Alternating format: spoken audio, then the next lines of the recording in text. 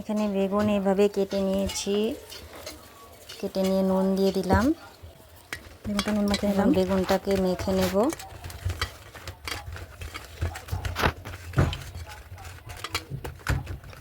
বেগুনটা মেখে নিয়েছি।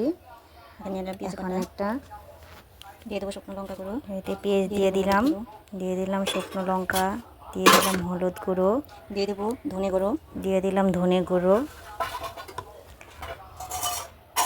দিয়ে দেবো স্বাদ মতো নুন, দিয়ে দিলাম স্বাদ মতো নুন। এখন জল দিয়ে এটা মেখে নেব।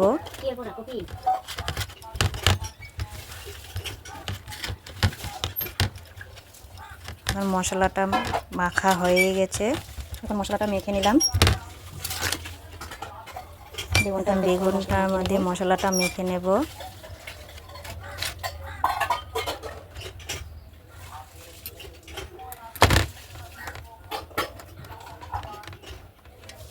দুটো সাইডে মশলাটা মাখিয়ে নিলাম এভাবে।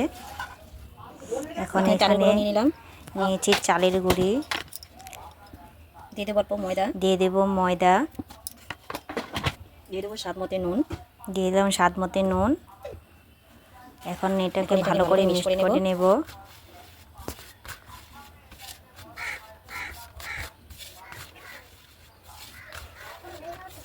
এটা ভালো করে মিক্স করা হয়ে গেছে। এখন বেগুনটা করে নেব, মধ্যে লাগিয়ে নেব।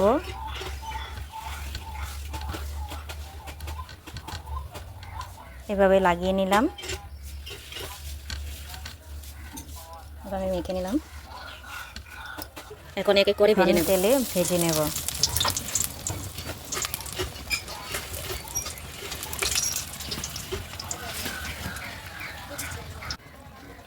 এক এক করে তেলে দিয়ে দিলাম।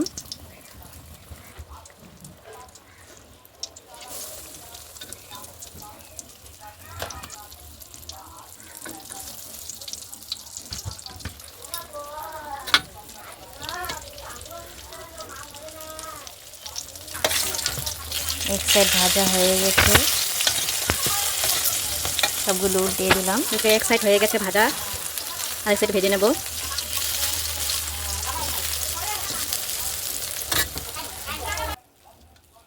দোনো সাইড ভাজা হয়ে গেছে।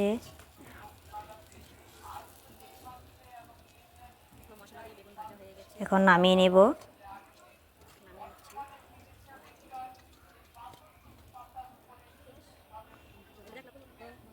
দেখো বন্ধুরা, মশলা দিয়ে বেগুন ভাজা বানিয়ে নিয়েছি। ভালো লাগলে লাইক করবে, শেয়ার করবে, কমেন্ট করবে, সাবস্ক্রাইব করবে।